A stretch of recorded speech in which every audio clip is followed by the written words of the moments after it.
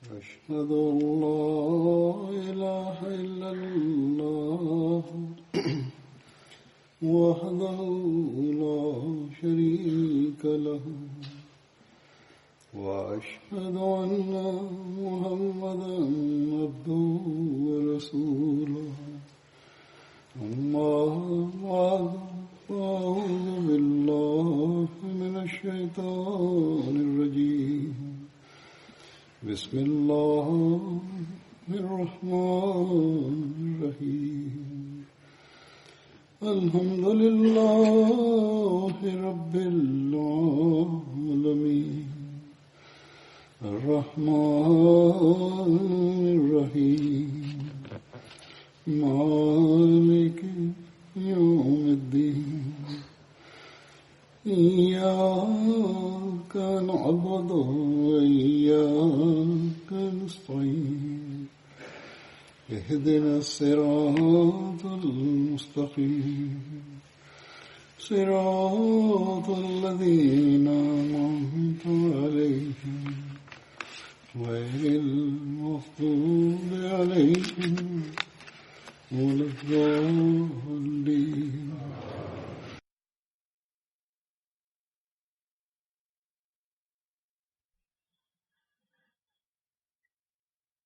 After reciting the Tashahhud, Ta'awuz and Surah Al-Fatiha, Hazrat Khalifa Masih V, Ayyadullah Ta'ala bin Aziz stated, in this series of accounts of the lives of the companions, in the previous sermon I was narrating incidents from the life of Hazrat Utbah bin Ghazwan, which were left unfinished. There are some further details about him which I shall narrate now. In the second year after Hijrah, the Holy Prophet ﷺ sent a military expedition to Nakhla under the leadership of Hazrat Abdullah bin Jahash, who is the son of the Holy Prophet's paternal aunt. Hazrat Utbah was also part of this expedition. I have previously mentioned certain details regarding this expedition in relation to another companion. Nonetheless, I will mention some brief details now as well.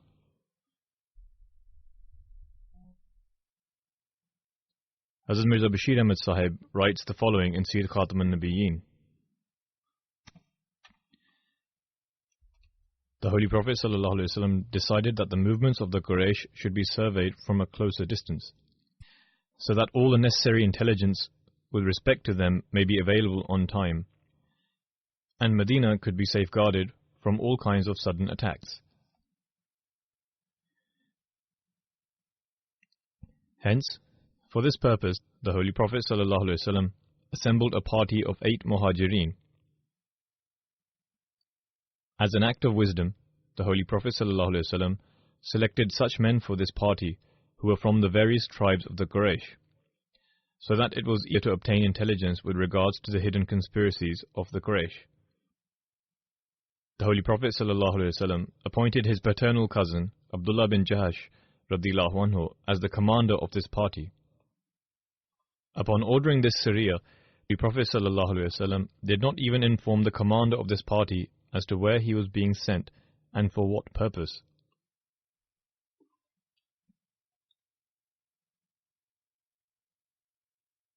Rather, upon their departure, the Holy Prophet ﷺ handed him a sealed letter and said, "This letter contains necessary instructions for you. When you cover a distance of 2 days' travel from Medina, open the letter and act in accordance with the stipulated instructions."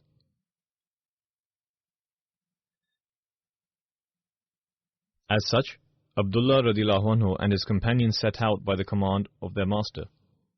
When they had journeyed a distance of 2 days from Medina, Abdullah opened the instructions of the Holy Prophet, which were as follows: Go forth to the valley of Nakhla between Makkah and Taif, and obtain information on the Quraysh, and return with news therefrom.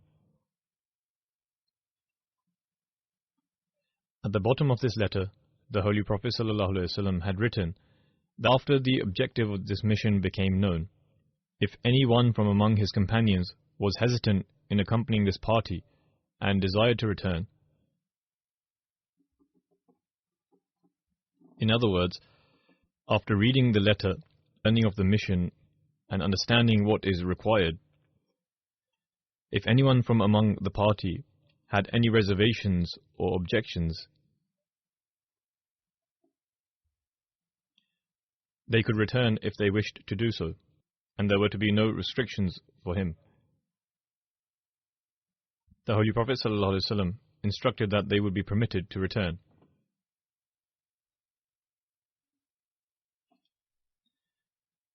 Abdullah read out this guidance to his companions, who unanimously affirmed that we happily present ourselves for this service. Then this party proceeded to Nakhla. Sa'd bin Waqqas radiallahu anhu and Utbah bin Ghazwan lost their camels en route and were separated from their companions. Despite their best efforts, they were unable to relocate their companions. The party was now left with only 6 people.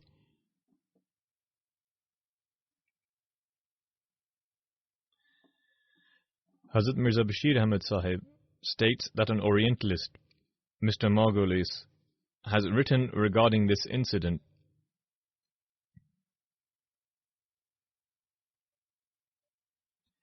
Sa'd bin Abi Waqqas and Utbah intentionally let their camels loose and used this as an excuse to remain behind.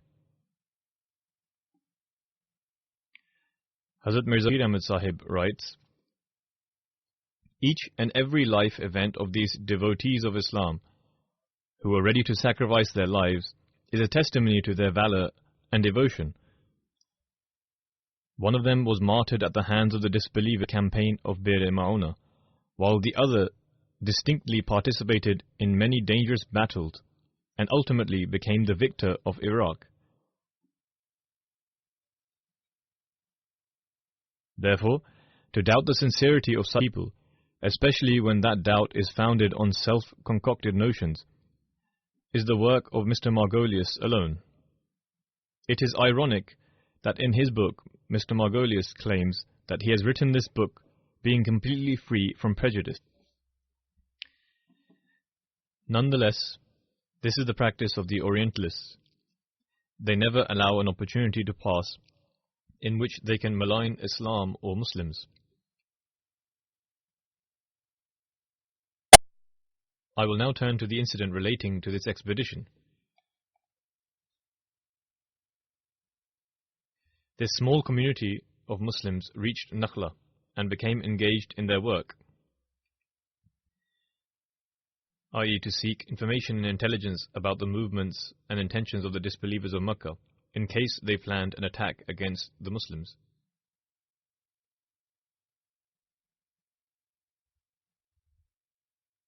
Hence, they became engaged in their work. With the thought of concealing their classified mission, some of them shaved their heads so that travellers, etc., would not be alarmed in any way, and so that they would consider them as being such people who had come with the intention of Umrah. However, they had only just arrived there when suddenly a small caravan of the Quraysh also happened to arrive, which was travelling from Taif to Makkah, and both parties encountered each other. The Muslims consulted one another as to what should be done. The Holy Prophet ﷺ had sent them for the purpose of secretly obtaining intelligence, and not for an attack. But on the other hand, war had begun with the Quraysh. Both opponents were before one another, and naturally there was a risk that now, since the people from the caravan of the Quraysh had spotted the Muslims, their covert intelligence mission would no longer remain secret.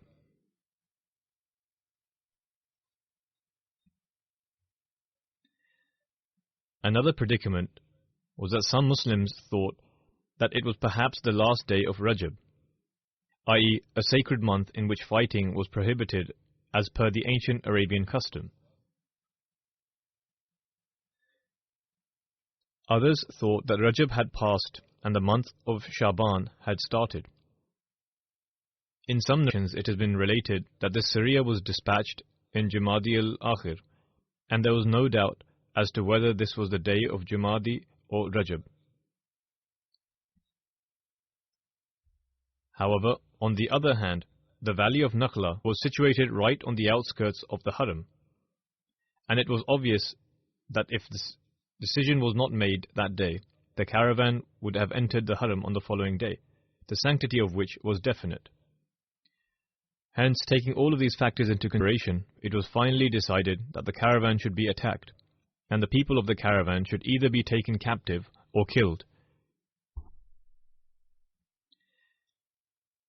Therefore, they launched an attack, and as a result, one man of disbelievers was killed, and 2 were taken captive. However, the 4th individual unfortunately escaped, and the Muslims were unable to apprehend him. Hence, they were unsuccessful in their plan.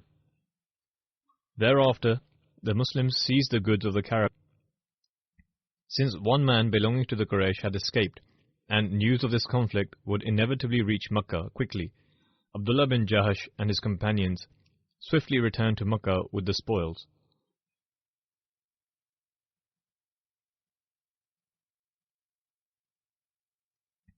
On this occasion, Mr. Margolius writes that Muhammad ﷺ deliberately dispatched this company in the sacred month, because in this month the Quraysh naturally would have been unmindful, and the Muslims would find an easy and definite opportunity to raid their caravan.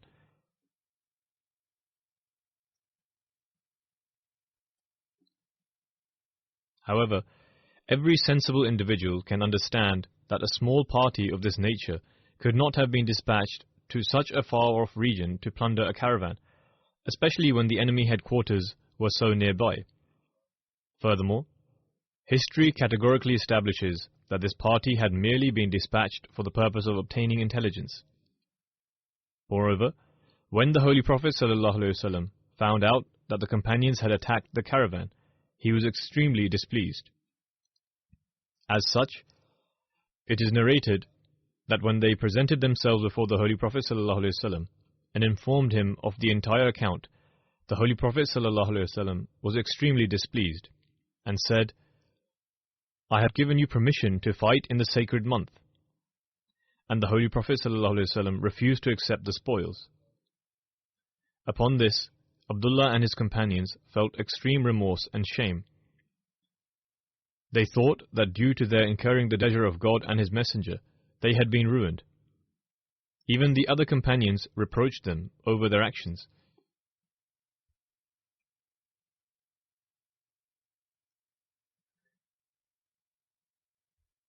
On the other hand, the Quraysh also raised a huge hue and cry that the Muslims had violated the sanctity of the sacred months. Since the person who had been killed, Amr bin al-Hadrami, was a chieftain and was also a confederate of Utbah bin Rabi'ah, a chieftain of Makkah, this occurrence greatly enraged the Quraysh's fire of fury. They began to prepare for an attack upon Medina with even greater zeal and uproar. Therefore, upon this occurrence, there was murmuring both among the Muslims and disbelievers. And finally, the following Quranic verse was revealed, which provided a means of relief for the Muslims.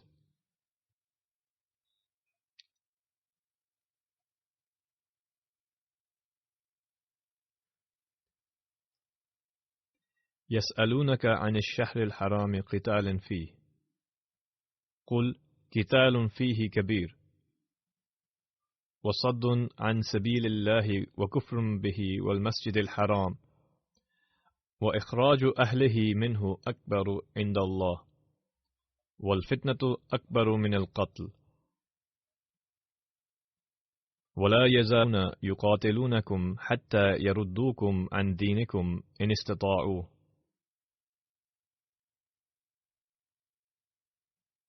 Meaning, people ask thee about fighting in the sacred month. For them, undoubtedly fighting in the sacred month is a great transgression.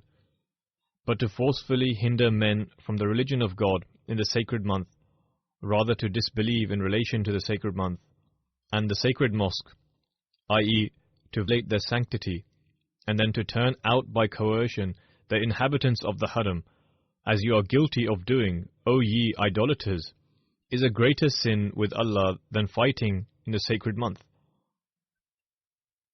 And verily, persecute in the land during the sacred month is worse than such fighting, which is for the purpose of preventing persecution. O ye Muslims, the state of the disbelievers is such that they have become so blinded in their enmity towards you that they will not cease fighting you at any time and at any place until they turn you back from your faith, if they find the power to do so.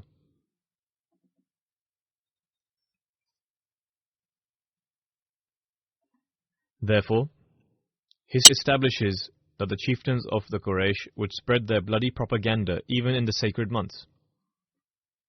As a matter of fact, they became even more active in their evil designs during these months, taking benefit of the gatherings and journeys which would take place in the sacred months. Furthermore, with great shamelessness, in order to gratify themselves with a false satisfaction, they would rearrange the order of the sacred months, which was known as Nasi. Then later on, they crossed all bounds when during the era of the Treaty of Hudaybiyah, despite there being a firm covenant and agreement, the disbelievers of Makkah and their allies took up the sword against an ally tribe of the Muslims in the area of the Haram. Then, when the Muslims came to the aid of their ally tribe, the disbelievers raised the sword in the area of the Haram. Hence, it was only natural for the Muslims to find comfort in this response, i.e. in this Quranic verse revealed by God Almighty. But the Quraysh were also brought to level.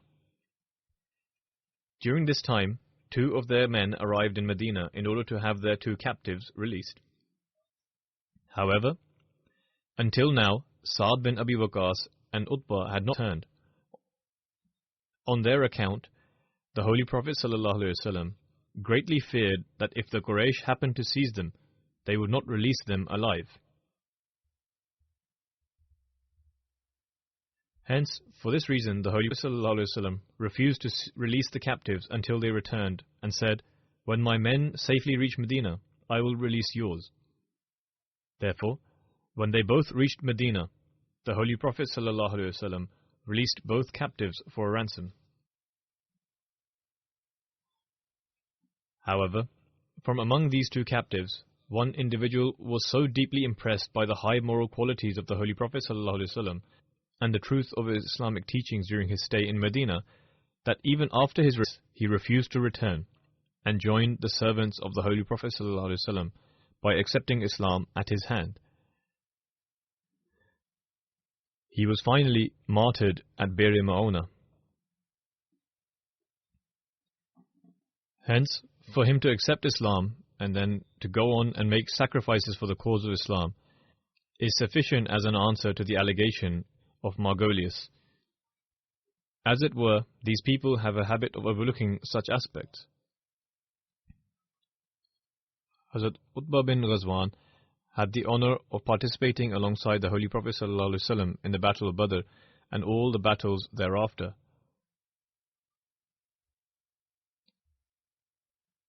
Khabab and Sa'd, the freed slaves of Hazrat Utbah bin Ghazwan, also had the distinction of fighting alongside him in the Battle of Badr.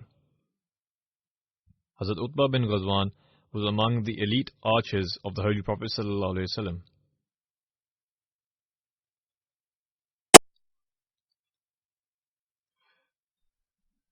Hazrat Umar sent Hazrat Utbah bin Ghazwan to Basra to fight the people of Ubullah, who were from Persia.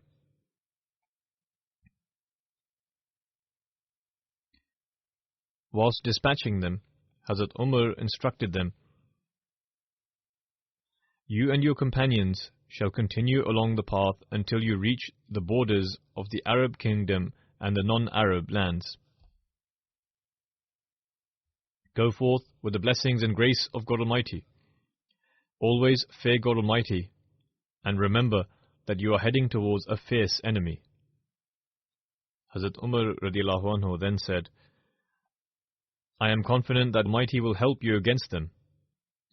And I have written to Hazrat Ala bin Hadrami for him to send Arfaja bin Harsama along with you for assistance.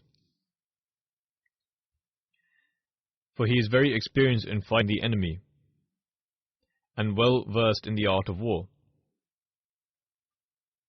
Hazrat Umar then stated, hence, you must take counsel from him and call the people towards God Almighty. Whoever accepts what you say, you are to accept their initiation into Islam. But whosoever rejects what you say, you shall impose the jizya upon them, which they ought to submit willingly. Whoever refuses to even pay that, then you are to use the sword. That is to say, if they are not willing to pay the jizya whilst following their own religion and living there, if they are not willing to accept Islam, and furthermore, if they are prepared to fight, then Hazrat Umar said that this is when they are to use the sword against them. He then stated, you must call the Arabs you passed by to participate in the jihad and deal with the enemies very vigilantly and fear your Lord, Allah the Almighty.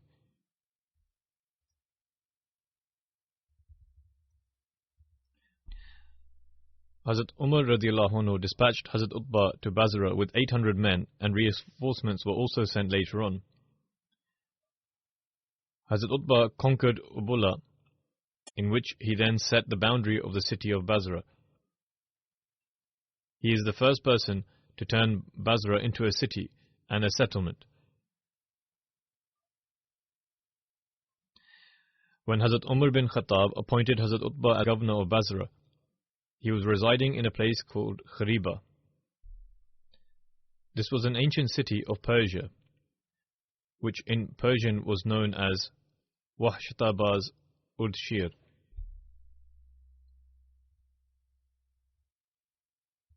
The Arabs then named it Khariba, and the Battle of Jamal also took place nearby.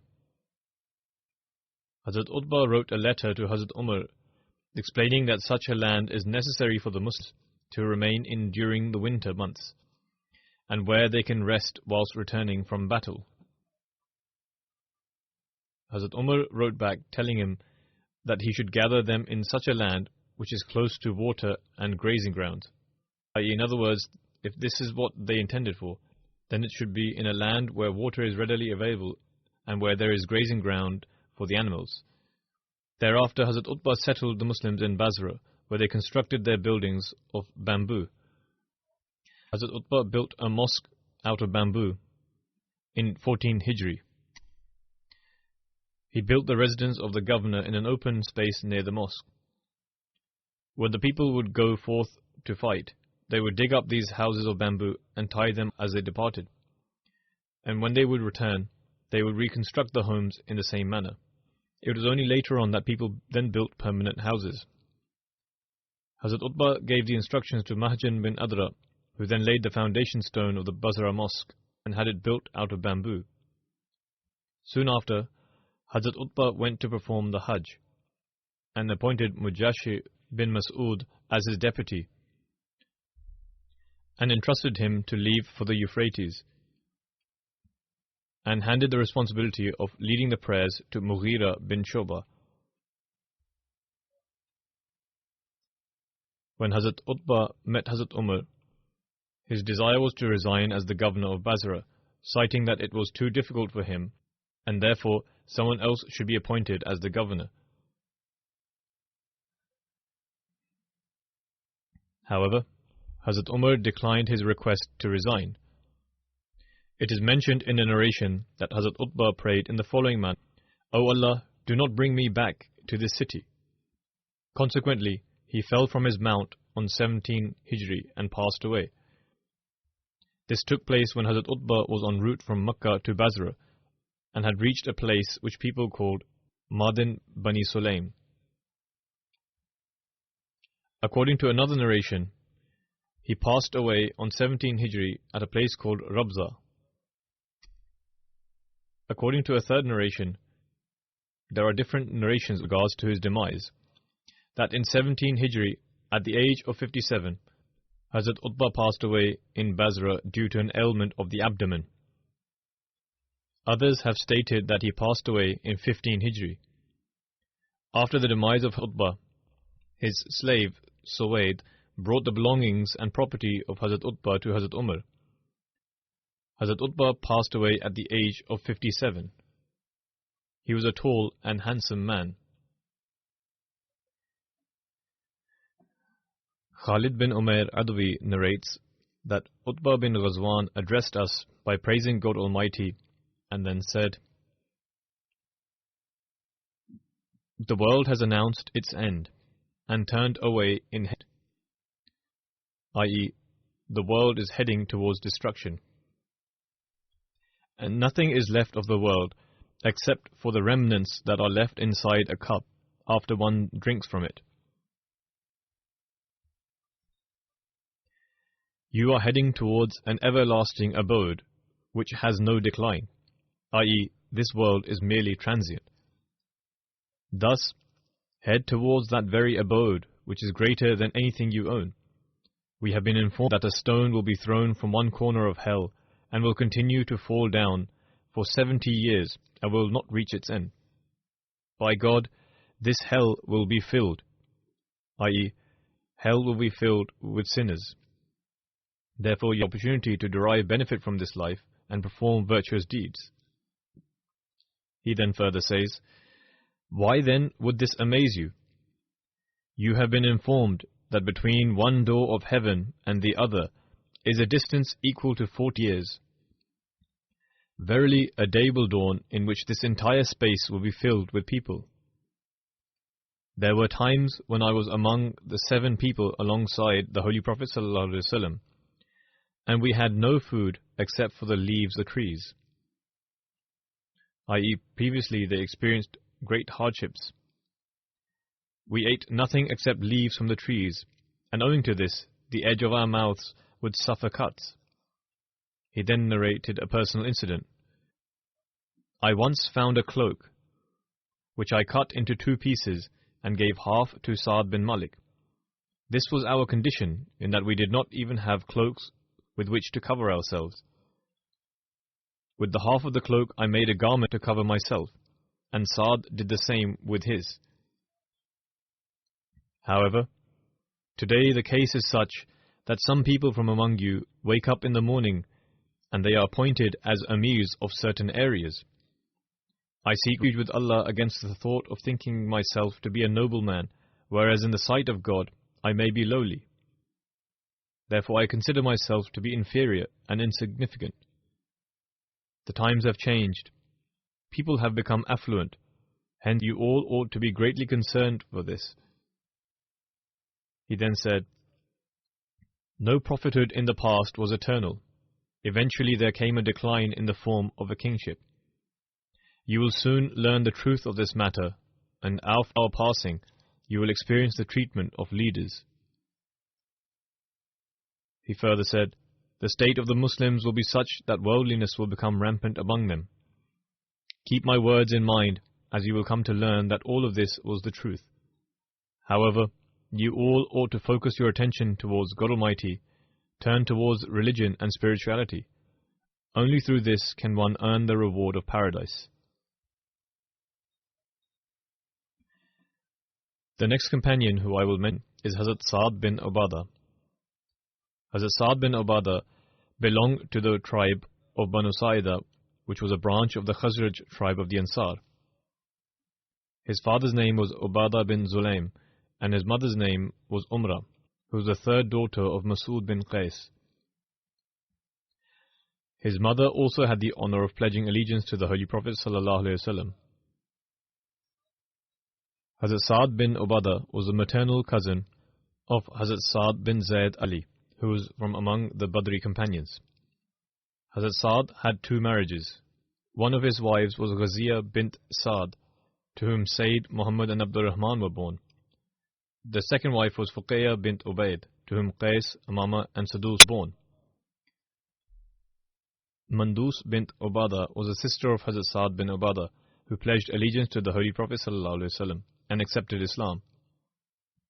Hazrat Saad bin Ubadah had another sister, whose name was Layla bint Ubaidah, and she also had the honor of pledging allegiance to the Holy Prophet ﷺ and accepting Islam. Hazrat Saad bin Ubadah's title was Abu Thabit, and it has also been reported as Abu Qais. However, the former seems authentic and correct. Hazrat Sa'd bin Ubadah was a guardian for the Khazraj tribe of the Ansar. Hazrat Sa'd bin Ubadah was a leader of his people and extremely generous. He participated in battles and held the flag of the Ansar. Hazrat Sa'd bin Ubadah was honorable and among the leaders of his people in Medina, and he was regarded for his leadership by his people. During the era of ignorance, i.e., the era prior to the advent of Islam, Hazrat Sa'd bin Ubadah knew how to write in Arabic, even though very few people in that time could write. He was also very skilled in swimming and archery. Anyone who possessed these qualities would be known as Kamil. During the period of ignorance, Hazrat Sa'd bin Ubadah and also his ancestors would announce from their fortress that whosoever desires to eat meat and flesh, he should come to the fortress of Dulaym bin Hartha. Hisham bin Urwa relates from his father, I first saw Sa'd bin Ubadah whilst he was announcing from his fortress that whosoever desired to eat meat and flesh, he should go to him. That is, he would slaughter the animal and distribute its meat amongst the people. He further relates, I observed his son doing the same, and he would also invite others. At the time, I was a young man and was walking near Medina. Hazrat Abdullah bin Umar was also walking past me. Hisham bin Urwa has related this from his father and states that he was young at the time, and Hazrat Abdullah bin Umar walked by him. We were walking past Aliyah, which is a valley situated approximately 4 to 8 miles from Medina towards the direction of Najd, and I was heading towards my land.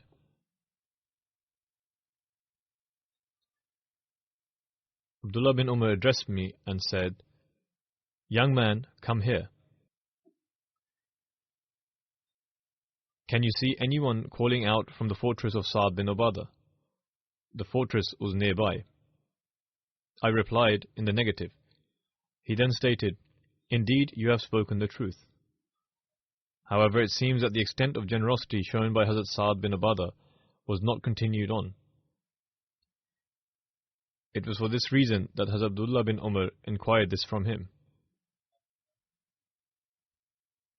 Hazrat Nafi relates that Hazrat Abdullah bin Umar walked by the fortress of Hazrat Sa'd bin Ubadah, and he said to him, O Nafi, these are the houses of their ancestors.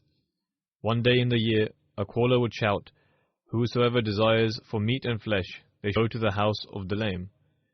When Dulaym passed away, Ubadah continued this practice. When Ubadah passed away, Hazrat Sa'd continued this practice. Then I saw Qais bin Sa'd doing the same, and he was extremely generous.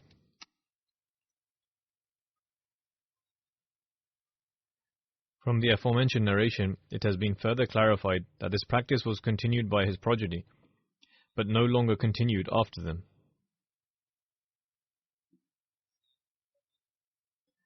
Hazrat Sa'd bin Ubadah accepted Islam during the second pledge at Aqaba.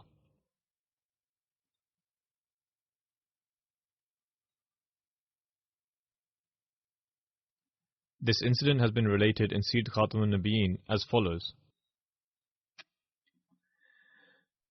Dhul Hijjah of 13th Nabawi, on the occasion of Hajj, many hundreds of people from the Aus and the Khazraj came to Makkah. Among them, there were 70 such people who had either become Muslim or now desired to become Muslim, and came to Makkah in order to meet the Holy Prophet ﷺ. Mus'ab bin Umair was also among them. Mus'ab's mother was alive, and although she was an idolatress, loved him very much. When she was informed of his coming, she sent word that, First come and meet me, then go elsewhere. Mus'ab responded, I have not yet met the Holy Prophet ﷺ. I shall come to you once I have met him. He said this to his mother. Therefore, he presented himself before the Holy Prophet ﷺ first, and briefed him on key issues, then visited mother. She was very upset that he did not visit her first. When she saw him, she began to weep and complain.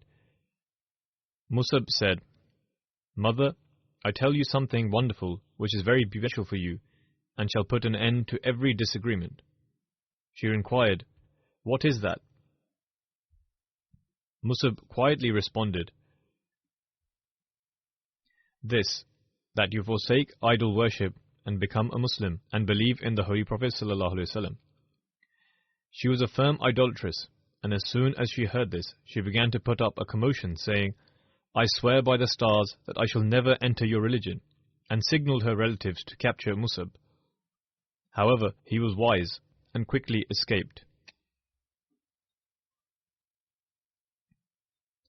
With regards to the second pledge at Aqaba, it is written,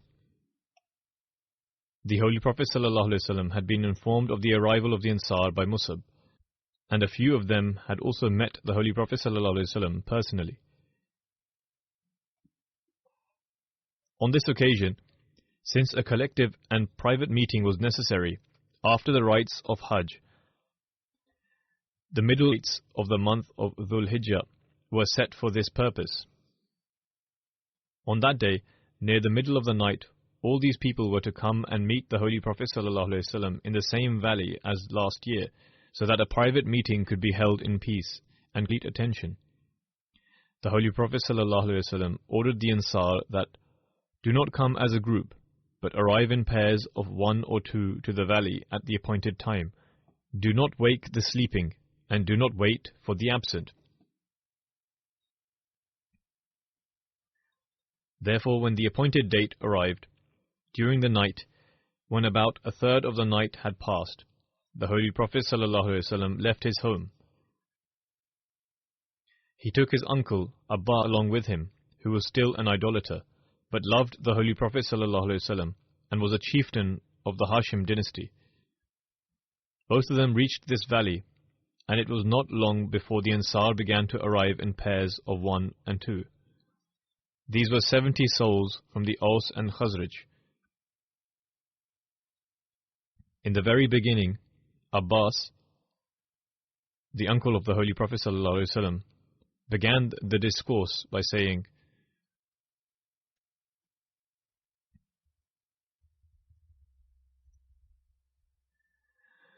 "O party of the Khazraj, Muhammad ﷺ is revered and beloved within his dynasty. To this day, his dynasty has always remained responsible for his protection, and in times of danger has always come forward. But now Muhammad intends to leave his homeland and reside with you. As such, if you wish to take him, you must protect him in every way and will have to face every enemy. If you are prepared for this, then well and good. Otherwise, give a forthright answer, for true speech is good." Al-Bara bin Ma'rur, an aged and influential man from the tribe of the Ansar, said, "Abbas, we have heard your address, but we would like to hear the Holy Prophet ﷺ from his own blessed tongue, that he may expound the responsibility which he wishes to put upon us." Upon this, the Holy Prophet ﷺ recited a few verses of the Holy Quran and described the teachings of Islam in a brief address. Whilst alluding to Huququllah and Huququl Ibad, the Holy Prophet ﷺ said, "With regards to myself, all I desire is that just as you protect your dear ones and your kindred, if need be, you deal with me in the same manner." When the Holy Prophet ﷺ had completed his address, as per the custom of Arabia, Al-Bara bin Ma'rur took the hand of the Holy Prophet ﷺ into his own and said, "O Messenger of Allah, we swear by the God who has sent you with the truth that shall protect you with our lives, for we have been raised under the shadows of swords." He had not yet completed his statement when Abul Haytham bin Tahiyyan interjected and said, "O Messenger of Allah, we have had long relations with the Jews. By supporting you, they shall be severed.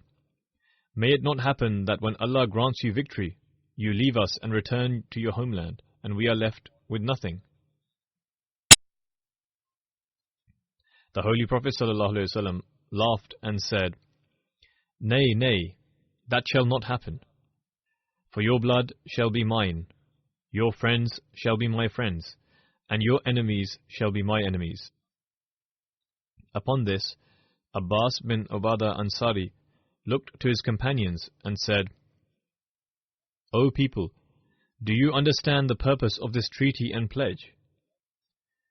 This means that you should prepare yourselves to confront everyone, no matter who they may be, and should be ready to offer any sacrifice." The people said, "Yes, we understand. But O Messenger of Allah, what shall we receive in exchange for this?" The Holy Prophet ﷺ said, "You will receive the paradise of Allah, which is the greatest of all His rewards." Everyone said, "We agree to this bargain. O Messenger of Allah, extend your hand." The Holy Prophet ﷺ brought forth his blessed hand, and his group of 70 devotees was sold at the hand of the Holy Prophet ﷺ in a defensive pact. The name of this bay'at is the second bay'at at Aqaba.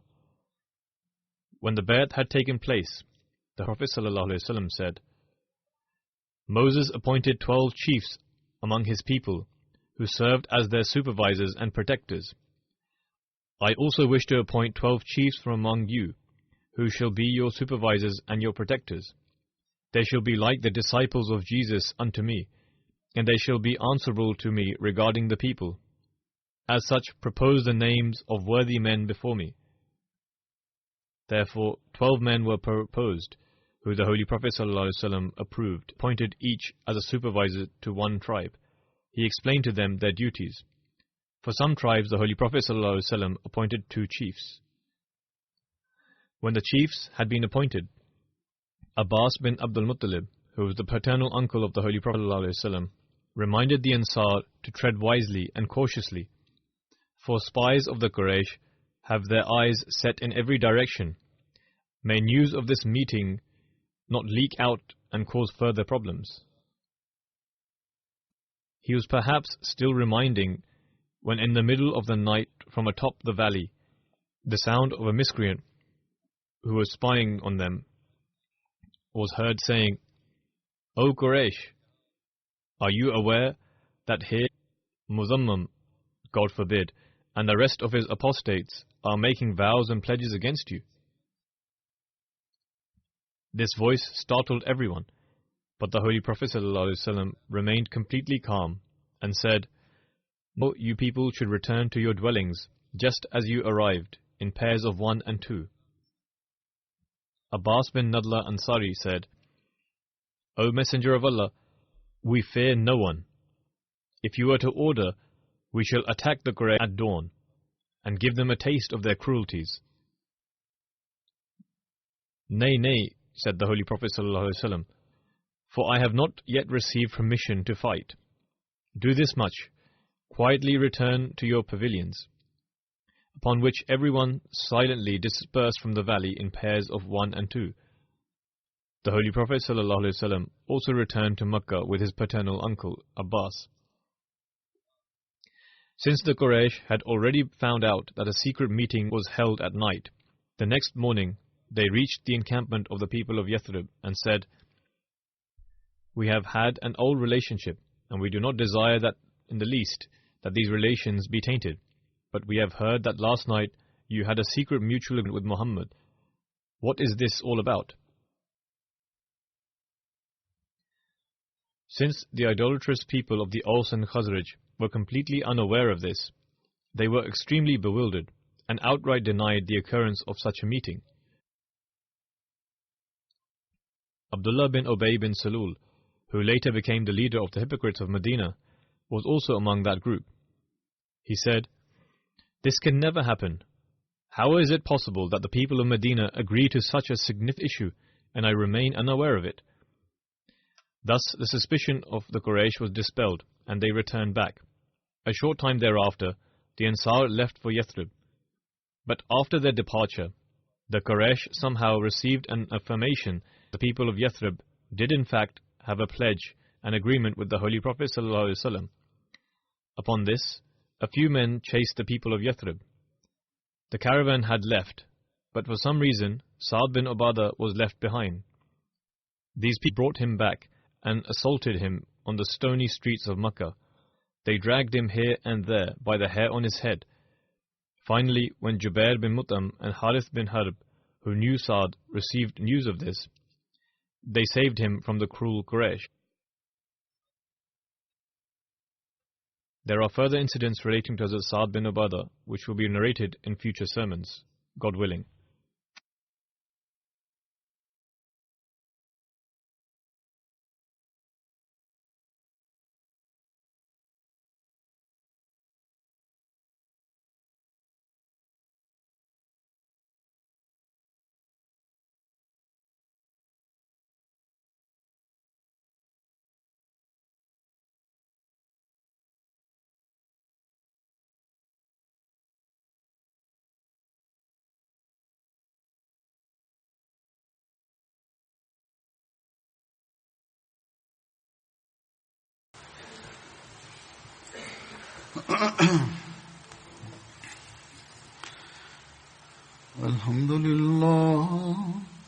الحمد لله نحمده ونستعينه ونستغفره ونؤمن به ونتوكل عليه ونعوذ بالله من شرور أنفسنا ومن سيئات أعمالنا من يهده الله فلا مضل له ومن يضلله فلا هادي له